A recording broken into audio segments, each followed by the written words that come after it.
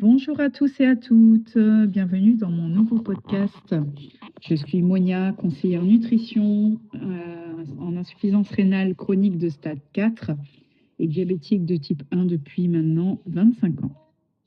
Le titre de notre podcast sera aujourd'hui Manger avec une insuffisance rénale chronique, comprendre sans se compliquer la vie.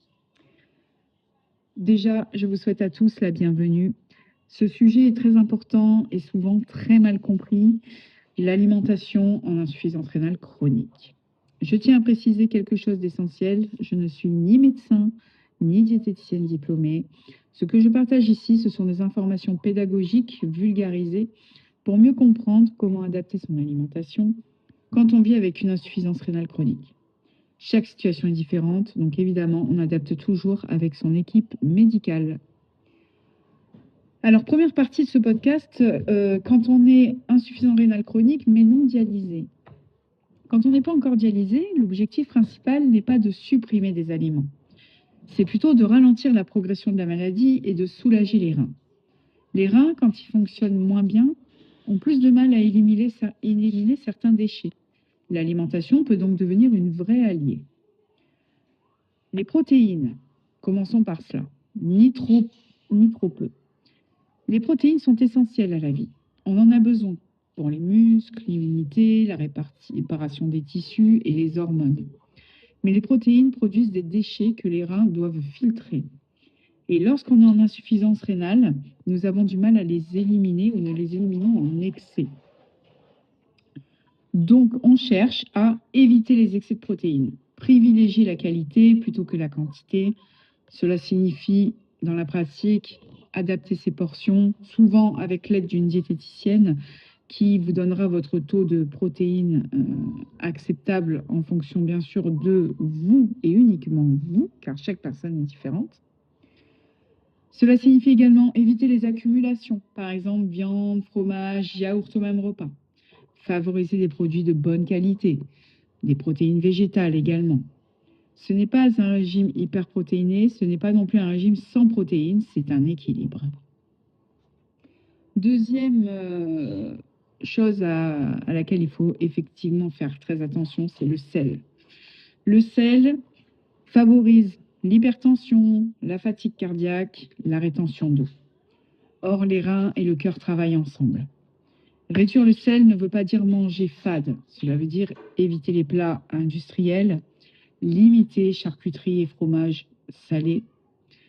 D'ailleurs, je relève un petit peu le mot limiter. Vous remarquerez que ce n'est pas interdire, c'est limiter et j'expliquerai plus précisément pourquoi après. Cuisiner maison quand c'est possible, un maximum. Utiliser herbes, épices, citron, ail, oignon, tout ce qui est épices et herbes peuvent facilement remplacer le sel dans un plat. Bien sûr que si vous aviez l'habitude de manger salé, on ne va pas se mentir que l'adaptation peut être difficile au début, mais on s'y fait assez rapidement. Souvent, le sel caché est plus problématique que la salière en elle-même. Donc voilà, il va falloir apprendre à cuisiner un petit peu autrement, sans pour autant s'interdire totalement le sel, puisque le sel, tout comme les protéines, est essentiel à la vie. Le potassium est à surveiller selon les bilans de chacun. Le potassium, c'est quoi? C'est un minéral qui est très important pour le cœur. Quand les reins fonctionnent moins bien, il peut s'accumuler. Mais attention, tout le monde en insuffisance rénale n'a pas besoin de limiter sa consommation de potassium. Cela dépend des analyses de chacun. Si le potassium est élevé, on peut adapter les portions de certains fruits et légumes, cuire les légumes à l'eau et jeter l'eau de cuisson, les faire tremper au préalable, éviter les jus concentrés. On ne supprime pas tous les fruits ou les légumes, on adapte. Sinon, ça deviendrait impossible, on ne pourrait pas s'alimenter. Dans ces cas-là, on aurait des fortes restrictions et en protéines, et en légumes, et en certains féculents, et en certaines protéines végétales. C'est tout simplement pas viable, c'est même impossible. Chaque médecin qui vous dira, voilà, il faut absolument que ce soit strict, c'est comme ça et pas autrement, c'est au dépit de votre santé mentale. On ne va pas se mentir. Moi, j'ai beaucoup de respect pour les médecins et les diététiciens, ils font leur travail et je ne critiquerai pas. En plus, ils sont diplômés, donc Je ne viendrai pas interférer dans ce qu'ils disent parce que tout est une question aussi d'apprentissage et il y a des choses, des notions que je n'ai pas. Cela dit, j'ai mon vécu de patiente et c'est impossible de se restreindre de tout. Donc, il faut vraiment que vous arrêtiez de culpabiliser lorsque vous avez des envies de craquage. C'est totalement humain, surtout si vous vous privez absolument de tout. On en revient du coup au mot limité pour les charcuteries. Cela veut dire que bien évidemment au quotidien, vous n'allez pas manger du saucisson à tout va ou vous faire une raclette tous les soirs. Ça veut dire que on évite de consommer ce genre d'aliments. Cela dit, si lors d'une occasion festive, un apéritif entre amis ou les fêtes de fin d'année, vous êtes amené à manger un peu de charcuterie ou si vous êtes invité à manger une raclette, bien évidemment que vous allez vous l'accorder, mais en étant modéré dans votre consommation. Le but, c'est pas de manger le saucisson en entier. Voilà, donc tout est une question de modération et une question d'équilibre également sur les jours qui suivent un repas excessif ou un apéro entre amis voilà, qui vous a amené à une consommation de sel un peu plus importante ou de protéines. Dernier point, ça va être le phosphore. Le phosphore est présent naturellement dans les protéines. Mais le vrai problème, ce sont souvent les additifs phosphatés dans les produits industriels, c'est-à-dire par exemple les cafés solubles, les fromages fondus, les plats préparés, les boissons du type soda, très souvent le cola, et certains produits transformés. Lire les étiquettes peut vraiment faire la différence. Je parle en global, néanmoins, c'est très rare que vous allez retrouver le taux de potassium et de phosphore sur vos étiquettes. Très souvent, vous retrouvez effectivement le taux de protéines et de sel, ce qui est déjà très bien, ce qui permet déjà de voir la consommation que vous avez lorsque vous achetez des produits industriels. Le phosphore et le potassium, c'est vrai que ce sont deux éléments que l'on retrouve très peu sur les étiquetages. L'équilibre global, quand nous ne sommes pas dialysés, l'alimentation idéale est simple, maison autant que possible, modérée en protéines, pauvre en sel. Pareil, cela est toujours adapté par les diététiciens en général. Certains vont vous dire oh, bah, pas plus de 2 grammes par jour, d'autres vont vous dire plutôt 3 ou 4 grammes. Donc voilà, ça sera toujours adapté selon votre cas. Et surtout, on évite les régimes extrêmes. Deuxième partie, il y a l'insuffisance rénale quand on est sous dialyse. La dialyse change complètement la donne. Pourquoi? Parce que la machine va faire une partie du travail des reins. Elle va éliminer les déchets et les liquides. Du coup, les besoins alimentaires changent. Les protéines, cette fois, il en faut un peu plus. En dialyse, on perd des protéines pendant les séances. Donc cette fois, on ne cherche plus à limiter, au contraire, on cherche à éviter la dénutrition. Cela veut dire une source de protéines à chaque repas, ne pas sauter de repas, surveiller la perte de poids. La fatigue en dialyse est souvent aggravée par un apport protéique insuffisant. Le potassium, la vigilance est renforcée. Entre 2 séances de dialyse, le potassium peut monter. Il faut donc souvent adapter les portions de fruits et légumes, éviter les excès d'aliments très riches en potassium, fractionner les prises. Mais encore une fois, ce n'est pas plus jamais de fruits, plus jamais de légumes. C'est une gestion qui est adaptée.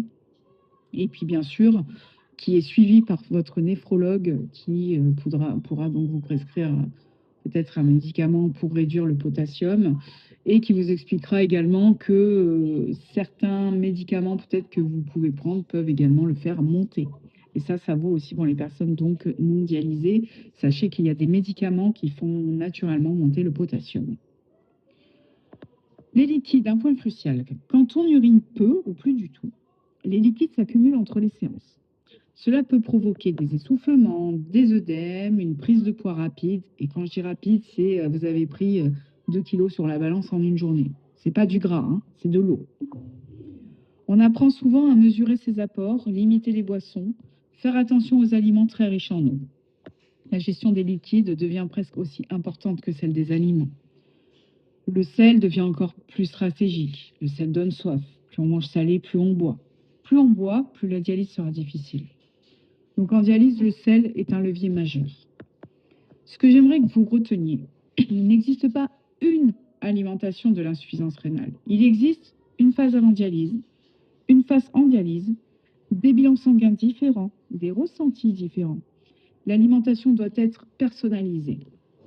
Je vous incite donc à aller consulter donc une diététicienne et d'en parler avec votre néphrologue.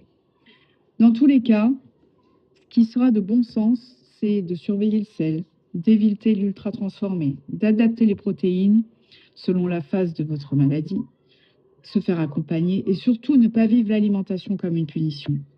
C'est un outil pour se sentir mieux, pas une prison. Sachez aussi que vous ne devez pas vous restreindre à une vie sociale, aller manger au restaurant, être invité à un apéritif. Il faut arrêter de se restreindre. Ce n'est pas bon pour votre santé mentale. Et quand on n'est pas bien dans sa tête, forcément, le reste suit. On ne se sent pas bien, la maladie prend le dessus et ça devient un cercle vicieux et beaucoup de personnes tombent en dépression. Je vous invite également, si vous avez besoin, à parler dans des groupes de discussion comme celui que j'ai fait sur Facebook, donc Vivre mieux avec l'insuffisance rénale, partage et conseils, à discuter dans des associations avec des personnes d'associations du type France Rhin, par exemple, voilà, de vous abonner à leur magazine. Vous avez également maintenant des parcours psy avec des séances gratuites, 10 séances par an, il me semble. Si vraiment vous en ressentez le besoin, il faut absolument en parler avec les médecins. Voilà, essayez de ne pas rester dans vos interrogations et dès que vous avez un doute, il faut prendre un rendez-vous avec une diététicienne ou voilà, où je peux aussi moi vous accompagner dans une autre mesure, bien sûr, car je ne suis pas diplômée, je vous l'ai dit au début du podcast, mais je peux vous aider au quotidien dans votre alimentation en fonction donc de vos recommandations médicales, de vos goûts, de vos restrictions, de vos contraintes. Je peux vous aider et vous accompagner dans la structuration de vos repas. Je vous remercie d'avoir écouté cet épisode. Si ce sujet vous a aidé à mieux comprendre l'alimentation d'insuffisance rénale chronique, vous pouvez partager ce podcast à quelqu'un qui en a besoin. Et moi, je vous dis à bientôt pour un prochain épisode.